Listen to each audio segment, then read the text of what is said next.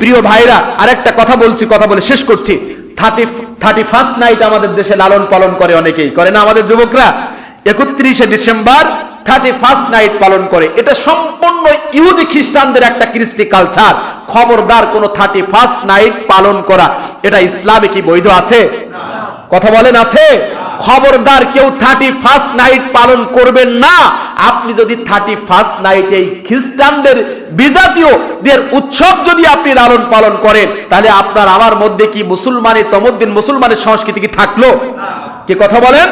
রাসূল সাল্লাল্লাহু আলাইহি সাল্লাম মদিনায় যে দেখে যে তারা আনন্দের উৎসবের দিন পালন করে, রাসূল বললেন, তোমরা এটা কিসের উৎসব পালন করো? তখন তারা বলল, আমরা জাহিলিয়াতের যুগে এই ডেগুলোতে আমরা উৎসব পালন করতাম।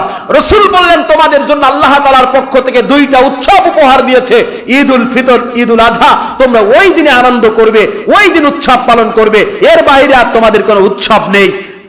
সাহাবীরা এবং মদিনাবাসীরা সেভাবেই তারা উৎসব পালন করলো। রাসূল সাল্লাল্লাহু আলাইহি সাল্লাম বিজাতীয় কোনো উৎসব পালন করতে নিষেধ করেছেন।